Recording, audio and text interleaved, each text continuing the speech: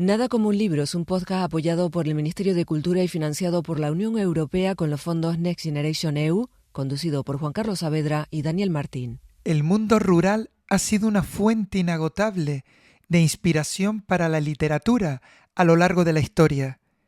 Este entorno, caracterizado por su conexión con la naturaleza y las tradiciones, ha permitido a escritores explorar temas universales como la identidad, la comunidad y el paso del tiempo. Obras como 100 años de soledad de Gabriel García Márquez o La tierra baldía de Thomas Stearns Eliot reflejan la riqueza de la vida rural, pero también sus complejidades. La literatura rural también ha servido como un medio para documentar la lucha de las comunidades campesinas, sus costumbres y su relación con la tierra. Autores contemporáneos continúan explorando este ámbito, abordando cuestiones como la migración, la sostenibilidad y el impacto del cambio climático. En definitiva, el mundo rural en la literatura no solo enriquece la narrativa, sino que también invita a la reflexión sobre nuestras raíces, el futuro del planeta y nuestra manera de vivir.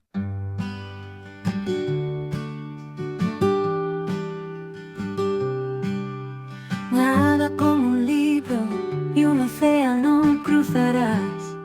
Dani, empezamos un nuevo podcast literario y en esta ocasión está dedicado al mundo rural.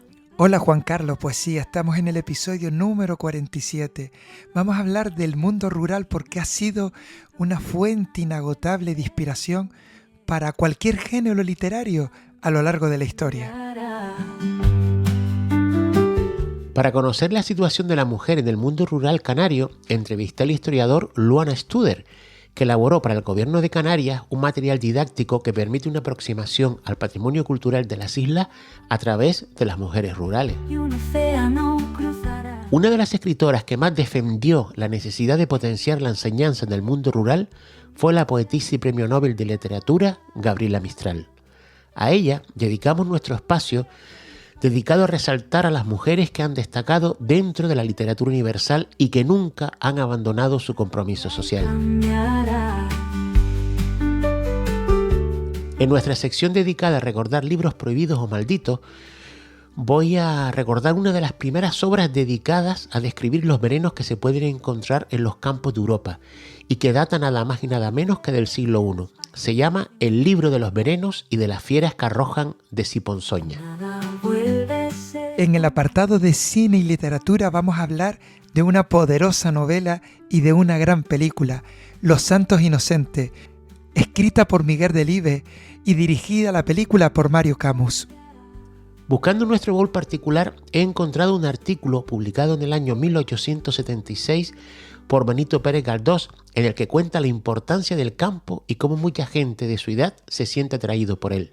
Y Elizabeth López, en su espacio de educación, literatura y psicología, nos va a proponer nuevas lecturas que seguro que nos hará disfrutar y pensar. En tiempo de destacar efemérides literarias, recordaremos que un 17 de octubre de 1920 nació uno de los escritores que mejor retrataron el campo castellano y la sumisión que padecían los campesinos de manos de los dueños de la tierra. Me estoy refiriendo nada más y nada menos que a Miguel Delibes Setién. Y en nuestro espacio de San Borondón hacemos una pequeña reflexión sobre la importancia de la literatura infantil y juvenil y el mundo rural, y lo que éste le ha aportado a la propia literatura. Un libro y un océano cruzarás. Y Juan Carlos, vamos a acabar el episodio de hoy con un poema, como siempre lo hacemos, Monólogo del campesino. Es un poema de Nicolás Estebanes y lo vamos a escuchar en la voz de Iluminada Romero. Todo cambia y cambiará. Abramos el episodio de hoy para que el olor a campo y las letras nos inunde.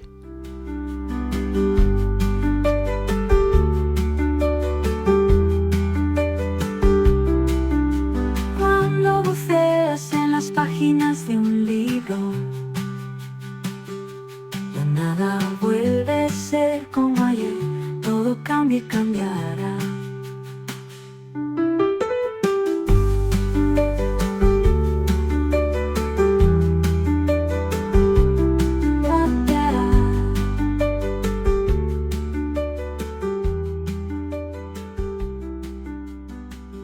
Abonas la tierra de tus abuelos, siembras compadreo entre sus gentes, riegas las costumbres y los holgorios, cultivas paciencia, cosechas parientes.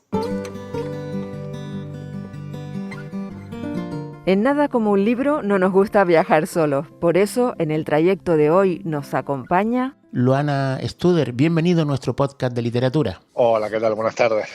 Elaboraste un texto, el texto de una guía didáctica para el gobierno de Canarias titulado Mujeres rurales a través de la historia. Y me parece un tema muy interesante para el podcast actual que está dedicado precisamente a la mujer rural. Por seguir un orden cronológico, vamos a empezar por comentar cómo fue la presencia de la mujer en la etapa indígena, una época eminentemente agraria y ganadera que no sé si quizás está un poco mitificada. ¿Cuál era su situación en ese primer momento de población de Canarias? Bueno, a la hora de hablar del tema que me estás preguntando, el tema de la mujer, el papel de la mujer en el mundo indígena, habría que empezar diciendo un poco, comentando las fuentes documentales que contamos para estudiar el papel de la mujer, ¿vale? Principalmente podemos utilizar las fuentes etnohistóricas, las crónicas de la conquista de diferentes islas, y después las fuentes bioantropológicas, que son, digamos, las fuentes que nos están aportando mucha información en los últimos tiempos. Digamos, el análisis, por ejemplo, de los enterramientos, de los restos óseos de los enterramientos aborígenes, que después esos restos se recuperan y se envían a los laboratorios, y a partir del análisis de esos restos podemos, digamos, conocer de primera mano pues, los tipos de enfermedades, la dieta que consumían, el tipo, incluso elementos de la producción debido al desgaste de algunos huesos, etcétera, etcétera. Son algunos tipos de fuentes que estamos analizando, digamos, en los últimos tiempos, ¿no? Bueno, para comentar algunas de las labores que hacía la mujer en el mundo prehispánico, podemos comentar algunas. Has comentado el tema de las labores agrícolas. Efectivamente, la mujer participaba en labores agrícolas, en tareas de recolección de productos, como por ejemplo frutos silvestres, pero también a nivel económico tenían una importancia fundamental también la recolección de productos marinos, por ejemplo, y en la pesca, ¿vale? Productos, por ejemplo, en la recolección de moluscos.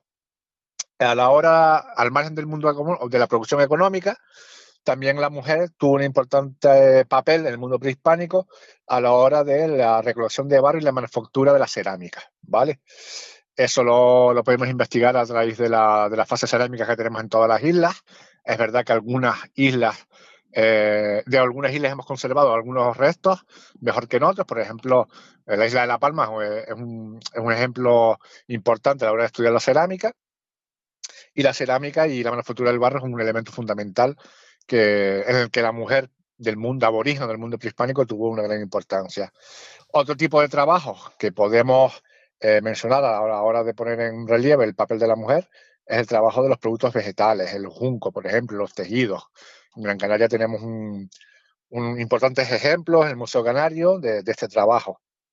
Después hay otro tipo de elementos, digamos, facetas que tiene la mujer en el mundo prehispánico, por ejemplo, en la logística, en las escaramuzas, en los enfrentamientos que tenía, por ejemplo, ¿no?, entre distintos reinos o mencellatos en el caso de Tenerife.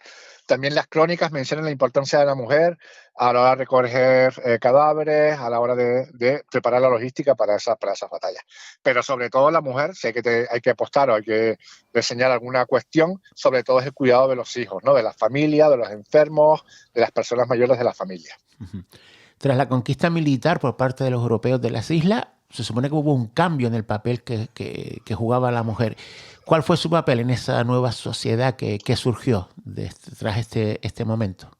Bueno, evidentemente, una vez que se produce el final de la conquista de todas las Islas Canarias, recuerden que la conquista no se llevó a cabo de forma, digamos, unitaria en todo el archipiélago, sino se conquistaron unas islas al principio y otras al final.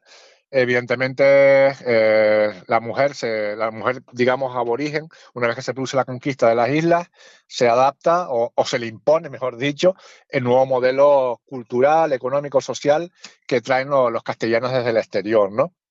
Digamos que en el mundo se impone la cultura cristiana, la evangelización, y la mujer asume el rol, la mujer prehispánica asume el rol del mundo occidental, ¿no? Digamos, de esa época. Habría que decir que, bueno, la mujer queda relegada, ya en la época de colonización, queda relegada a un papel de su hogar, del ámbito de lo privado, de ser una buena mujer, una buena esposa, del hogar, del cuidado de los hijos, y digamos que lo público se desvincula de lo público y pasa al ámbito de lo privado. Es verdad que una vez que se va evolucionando, siglo XVI, siglo XVII, la mujer ya empieza a acceder al ámbito de lo público, más allá de la esfera de lo privado. ¿Qué quiere decir esto? Bueno, pues ya empieza a desarrollar ciertas, digamos, actividades económicas, por ejemplo, en el ámbito rural, en el campo, en la recolección de la, digamos, del campo, ¿no? En la recolección del campo hay una participación ya de la mujer. Si hablamos en el ámbito, digamos, en el ámbito urbano, durante esa etapa del antiguo régimen, bueno, pues ya estaría el tema del servicio doméstico, el tema de los telares, etcétera, etcétera, ¿vale? ¿El siglo XX trajo algún cambio, mejora para la mujer rural? Ese momento que se abarruntaba como el gran cambio en las sociedades. Bueno, el siglo XX, evidentemente, una parte importante del siglo XX se mantienen condiciones para la mujer que podríamos decir que hay una continuidad respecto al siglo XIX, ¿no? Ya es a partir de la segunda mitad del siglo XX cuando sí observamos un cambio en la evolución de la mujer. En lo social, en lo económico, ya se observan cambios importantes. La mujer, por ejemplo, ya se vincula de una forma plena a la actividad económica, ¿no? También en lo social se produce un cambio significativo, ¿vale? El siglo XX es incluso a partir de los años 50, a partir de los años 60, se produce ya un cambio significativo en el modelo económico y social de la mujer. Sería entonces a partir de ese momento que nos vamos acercando al momento actual. ¿Y cuál es la situación en el siglo XXI de la mujer en el ámbito rural canario? Bueno, yo creo que en los últimos 30 años la mujer se ha incorporado de una forma ya mayoritaria a lo que son las actividades, en el ámbito rural, sobre todo, tiene una importancia porque la mujer ya no es una extensión del trabajo del hombre, ¿no? Sino que ya se ha, convertido en protagonista de las actividades agropecuarias que ha realizado. Podemos afirmar, por ejemplo, en el mundo ganadero, ya hay muchas mujeres incorporadas actualmente en Canarias que llevan ganaderías o queserías o derivados de la leche, etcétera, etcétera, con un nombre propio. Esto quiere decir que ya no dependen del hombre a la hora de llevar a cabo sus empresas, ¿vale? Esto es un factor que la mujer se ha incorporado en los últimos 30 años. A lo mejor antes de esa fecha ya era más difícil encontrar mujeres al frente de empresas, digamos, del sector ganadero, el sector agrario, etcétera, etcétera. Pero sí, hoy en día, sí conocemos varios casos de mujeres que se han puesto al frente de una forma, digamos, ya en primera línea de las empresas dedicadas al sector agropecuario, ¿no? Como historiador, en ese trabajo de la evolución de lo que es la mujer rural, supongo que habrás detectado una serie de problemas o de clichés que se van repitiendo. Desde tu experiencia del conocimiento que has adquirido con este trabajo, ¿cómo se puede mejorar las expectativas de calidad de vida de la mujer rural en la actualidad? Bueno, yo creo que al margen de que se ha avanzado bastante a nivel de la empresarial, a nivel social, a nivel de ayuda, yo creo que todavía queda un largo trecho por conseguir. Yo de todas formas creo que es la mujer las que tienen que emitir la voz de sus problemáticas. Sí. Yo puedo percatarme de algunos problemas cuando hacemos entrevistas orales, cuando vamos a las explotaciones, hablamos con las mujeres, hablamos cuáles son sus problemáticas a diario. Pero, hombre, yo creo que son las mujeres las que tienen que manifestarse en ese sentido. No obstante, a pesar de las ayudas, de la financiación, yo creo que todavía la mujer sigue en un papel secundario respecto al hombre, ¿vale? Es verdad que en el mundo rural a lo mejor cuesta más llevar a cabo o darse cuenta de esa evolución de la importancia que ha tenido la mujer, que la ha tenido en los últimos, digamos, 20, 30 años, pero todavía, digamos, que sigue en muchos casos teniendo sobre todo en la imagen social, sigue teniendo una valoración menor que el hombre. Y es una cosa que todos, tanto hombres y mujeres, la sociedad en su conjunto, las instituciones, también los consumidores, también por comentarlo, tendremos que mejorar en conjunto, ¿vale? Pues a mí solo me queda invitar a los docentes que nos escuchan a buscar el material que has elaborado para el Gobierno de Canarias en Internet y usarlo en el aula para visibilizar la problemática que ha rodeado a la mujer rural de las islas.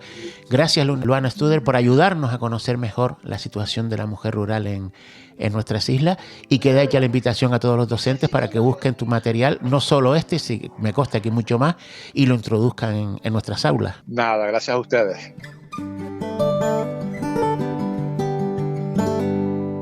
En Nada como un libro seguimos las huellas de las mujeres en la literatura.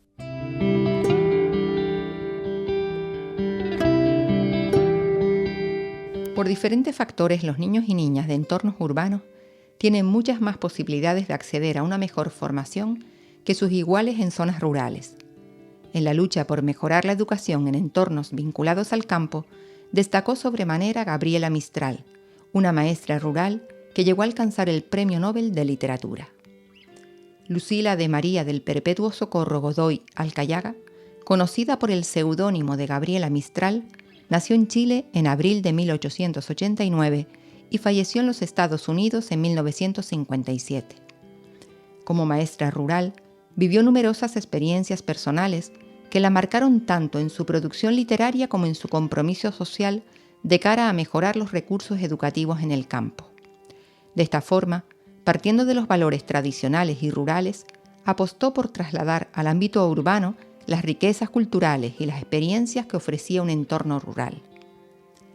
Su vinculación con el campo siempre fue para ella un tema de orgullo, como reconoció en 1928 cuando afirmó: «La infancia en el campo, que avergüenza como un vestido de percal a nuestra gente cursi, la he sentido yo siempre, y la considero todavía y cada día más como un lujoso privilegio, agradeciendo la mía y deseando delante de cualquier niño que ya se endereza el que la tenga semejante, cargada del mismo maravilloso que me ha sustentado a mis 40 años.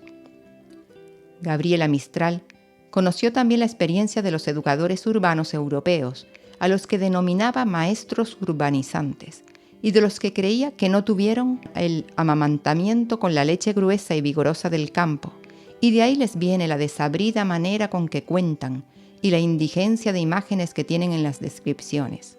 Tras la Revolución Mexicana, el gobierno de ese país la invitó a colaborar con ellos proponiendo reformas educativas que ayudaran a mejorar la formación en México.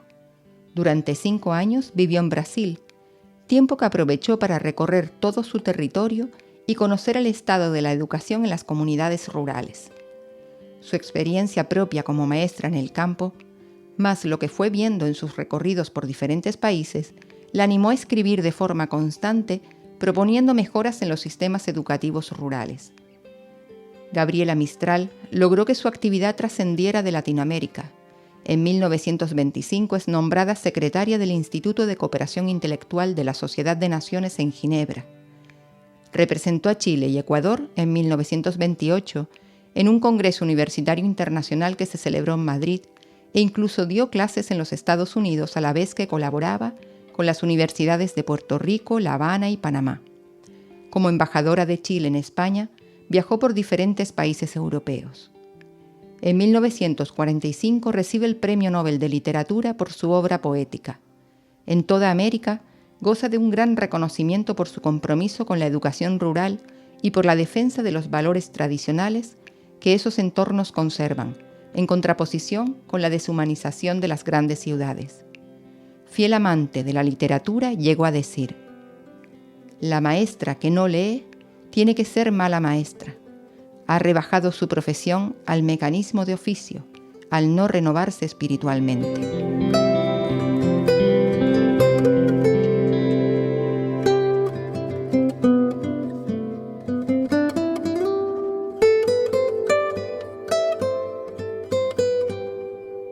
Nada como un libro. Es un podcast patrocinado por Biblioteca de Canarias del Gobierno de Canarias, conducido por Juan Carlos Saavedra y Daniel Martín.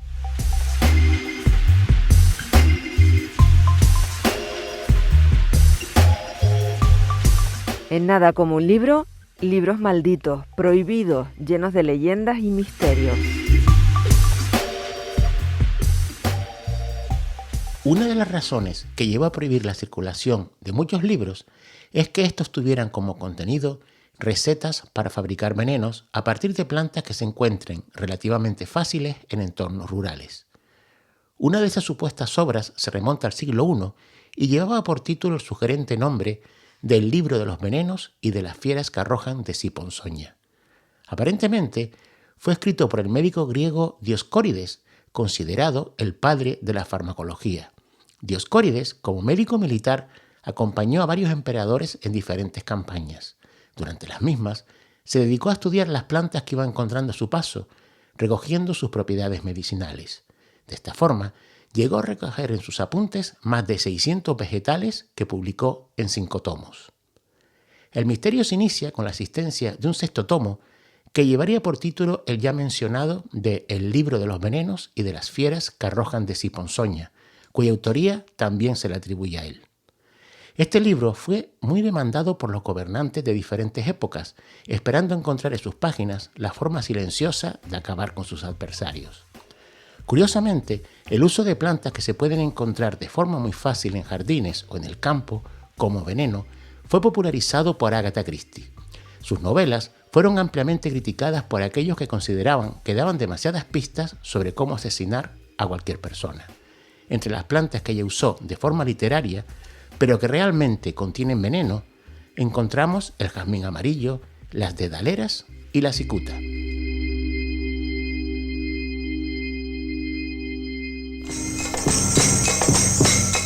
Nada como un libro.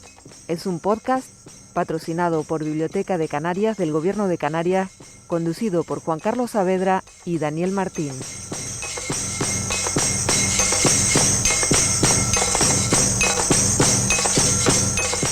Los Santos Inocentes es una novela de Miguel Delibes, publicada en 1981. Una poderosa novela que retrata la vida rural en la España franquista, explorando las desigualdades sociales y la opresión de las clases más desfavorecidas. Está ambientada en una finca de Extremadura. La obra narra la historia de una familia campesina explotada por los señoritos, terratenientes, que ejercen un control abusivo sobre sus trabajadores. Tío. Mira lo que le traigo, tío.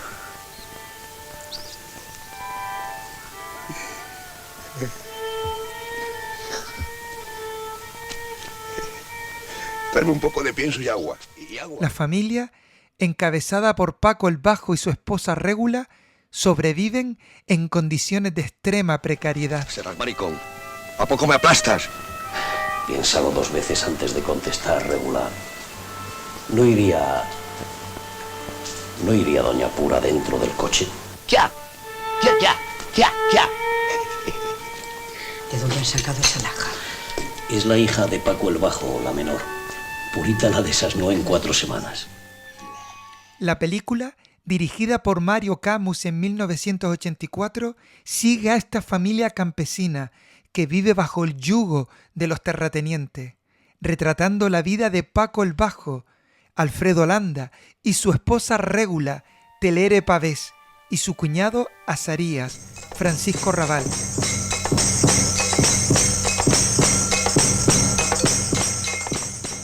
Precisamente, la actuación de Francisco Raval como Azarías, un hombre con discapacidad que tiene un profundo vínculo con una cigüeña, es conmovedora y le valió el premio al mejor actor en el Festival de Cannes. ¿Cuánto tiempo hace que no te lavas? Eso no, señorito. El agua no cuesta dinero. Cachamarrano. Me la orino todas las mañanas para que no me se irriten. Camus logra plasmar en la pantalla la crudeza de la realidad social descrita por Delibes, destacando las relaciones desiguales entre los campesinos y los señores, quienes los tratan con desprecio y con abuso. Los Santos Inocentes es una película que con gran sensibilidad y realismo denuncia la explotación y la miseria en la que vivían los más pobres de la España rural. El señorito Iván estará al caer. Zorra. Pues qué zorra. Ve con la niña, chica. Ella es la única que te comprende. Tu frente está lisa como la palma de la mano. Puedes dormir tranquilo. Lo que usted mande, don Pedro, para eso estamos. Milena bonita.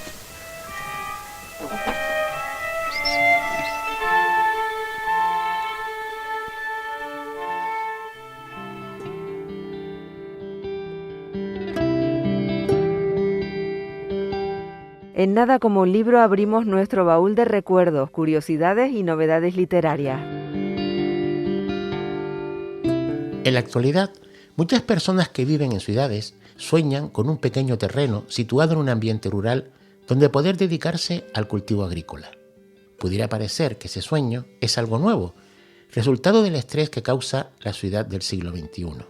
Sin embargo, ese anhelo es muy antiguo, como lo recoge un artículo publicado por Benito Pérez Galdós el 1 de diciembre de 1876 en el primer número de un nuevo periódico que precisamente se llamaba El Campo. Nuestro insigne paisano reconoce en él que España se encontraba en ese momento en un innegable desarrollo del bienestar y que los ciudadanos estaban perdiendo el apego a la vida en las ciudades, añorando la vida campestre y los nobles ejercicios y distracciones que proporciona el contacto inmediato con la naturaleza.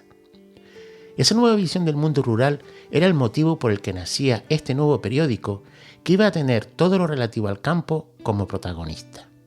La nueva publicación prometía hablar de las fincas de recreo y de la agricultura individual, la cual, no siendo explotada en gran escala, ofrece encantos innegables al hombre estudioso y amante de la naturaleza.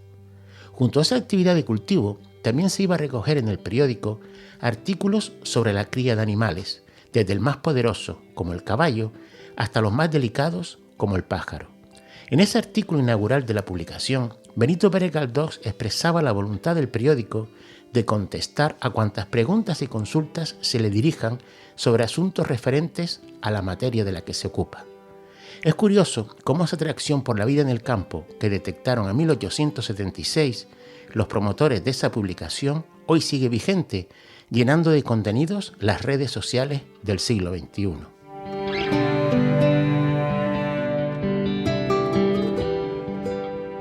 Psicoeducación 2.0, biblioterapia, psicología, educación y libros, con Elizabeth López. Nosotros somos los que creemos, ¿verdad?, que la lectura, la literatura, pues siempre nos aporta algo para crecer. Sí, y para sanar los corazoncitos. ¿Verdad?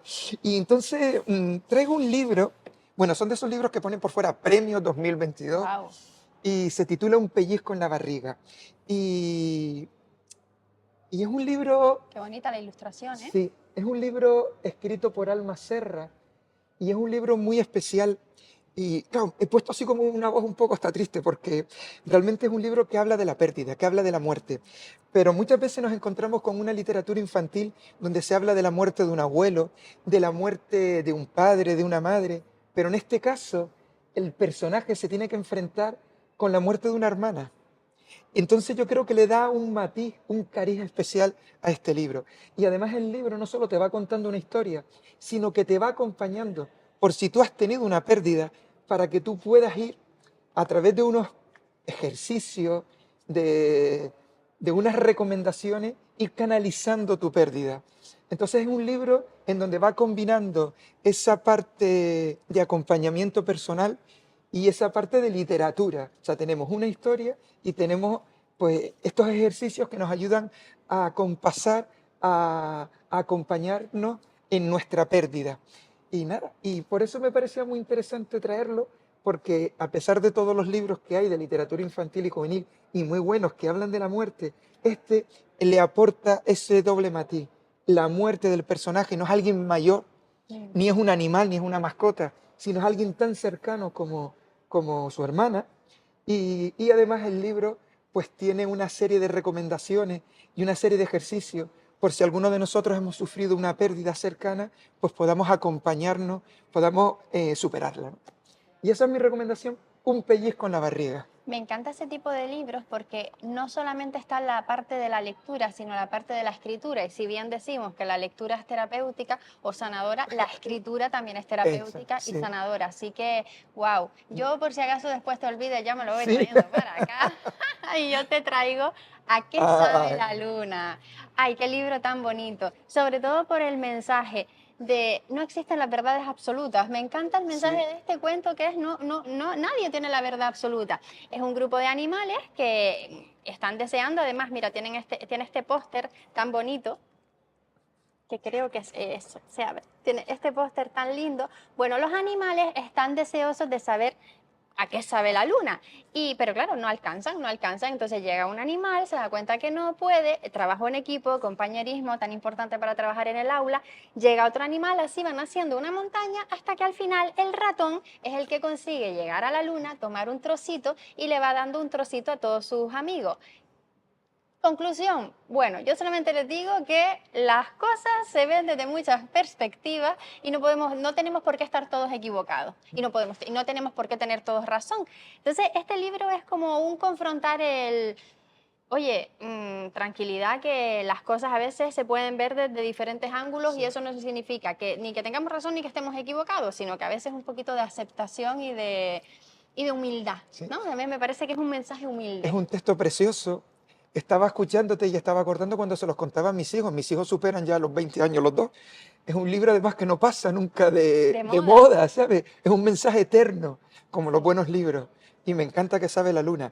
A mí me gustaría que me lo prestaras para cuando llegue a casa medirme. A ver si... Bueno, cada cual. Acuérdate de que no hay verdades absolutas. Vale. Cuando te pida.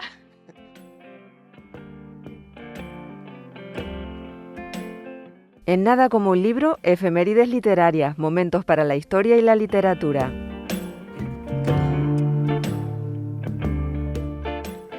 El 17 de octubre de 1920 nació en Valladolid el escritor Miguel Delibes Setién. A lo largo de su vida destacó como novelista, abogado, historiador y periodista, estando incluso propuesto varias veces como candidato al Premio Nobel de Literatura. Entre sus numerosas obras literarias destacan La sombra del ciprés es alargada, galardonada con el Premio Nadal en el año 1948, 5 horas con Mario y Los santos inocentes. El mundo rural de Castilla aparece mencionado de forma constante en sus escritos, bajo la óptica de un cristiano liberal adelantado a su época. De ese mundo del campo profundo rescató el habla castellana, sus giros lingüísticos y sobre todo las tradiciones de los pueblos que iban camino de perderse. Por eso que llamamos progreso, pero que a veces difumina el pasado de los pueblos. Su valoración sobre los hombres del campo la reflejó la entrevista que concedió a Javier Goñi para el libro 5 horas con Miguel Delibes. Al ser preguntado sobre qué le han enseñado los campesinos y qué ha hecho por ellos, respondió: a mí los campesinos castellanos, con sus virtudes y defectos, me han enseñado mucho, aunque es cierto que yo he preferido mostrar sus virtudes, su propensión a la racionalidad, a la reflexión, al laconismo, a no hablar por hablar, sino pensando lo que dicen, su conocimiento de lo que traen entre manos, la conformidad con el destino, cosa esta que va desapareciendo en las nuevas generaciones. En cuanto a lo que yo he hecho por ellos, es muy poco: retratarlos, reflejar las angustias de su vida y en cierto modo darles una proyección que antes no tenían, porque el 98 fue una generación de estetas más que de sociólogos. En Los santos inocentes de Delibes retrata a la perfección la situación del campo español en los años 60, en manos de latifundistas que trataban a los jornaleros casi como esclavos desprovistos de cualquier derecho, con una actitud propia de la Edad Media. Miguel Delibes falleció en el año 2010, dejando tras de sí un retrato profundo del mundo rural castellano que ha servido para que la vida y costumbre de los campos no se haya perdido del todo.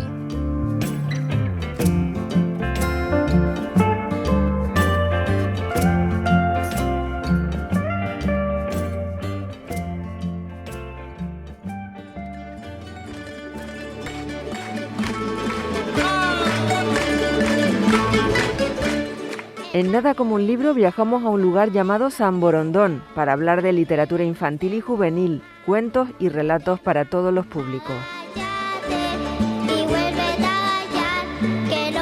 El mundo rural en la literatura infantil fomenta un vínculo con la naturaleza, la vida sencilla y los valores comunitarios, ofreciendo un contraste con lo urbano y la vida en la ciudad.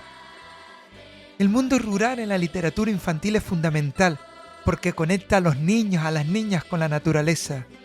Transmite valores como la cooperación, el grupo, el respeto, al entorno y las relaciones con los animales, frente a valores más individuales asociados con el ámbito urbano.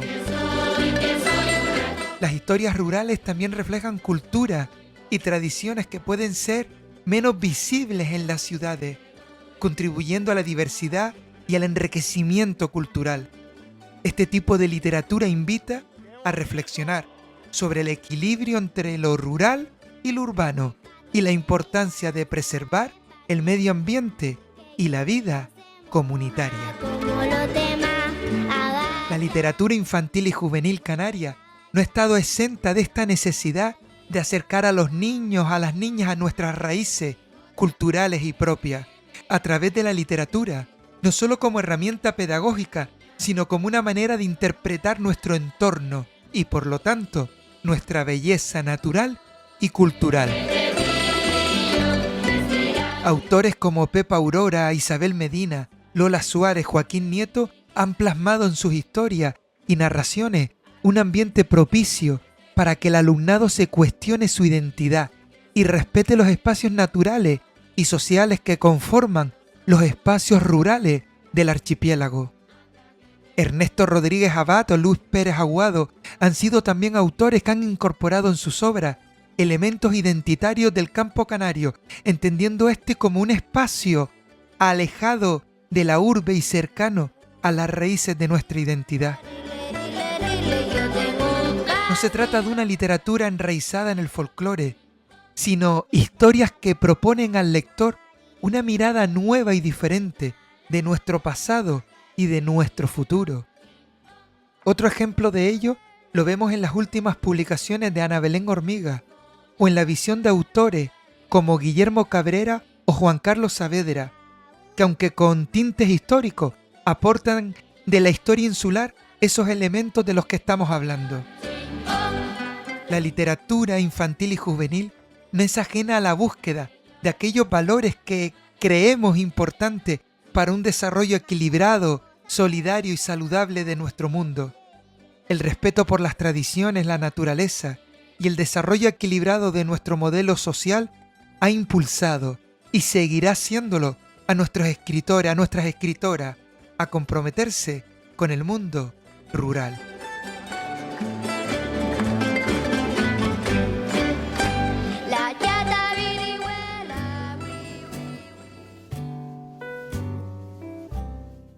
Versos al viento. Poemas hasta el próximo encuentro.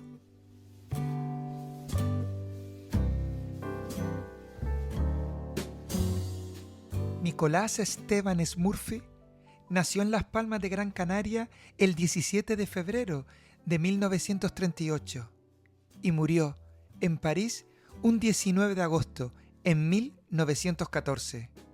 Fue un poeta militar y político español, diputado por el Partido Republicano Federal y ministro de la guerra con la Primera República Española.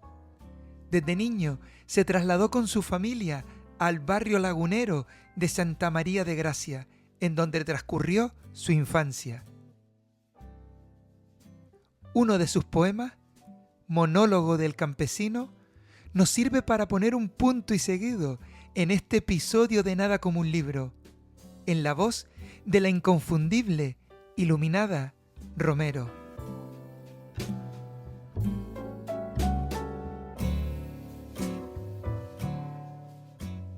El sol me pertenece, el aire es mío. No me tasan el agua porque abunda en claras fuentes y en el ancho río. Y no es mía la tierra que fecunda mi labor incesante y fatigosa.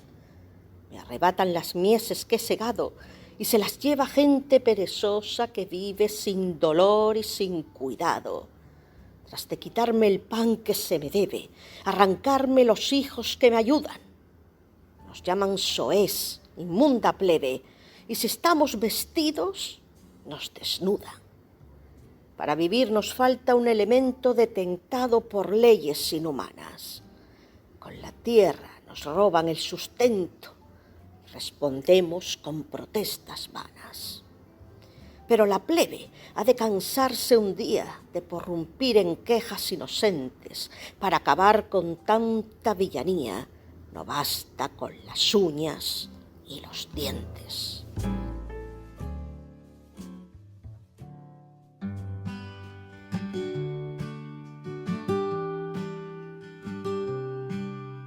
Nada como un libro y un océano cruzarás.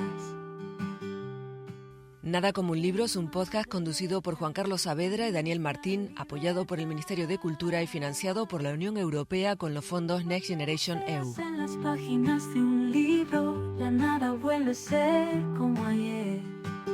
Todo cambia y cambiará.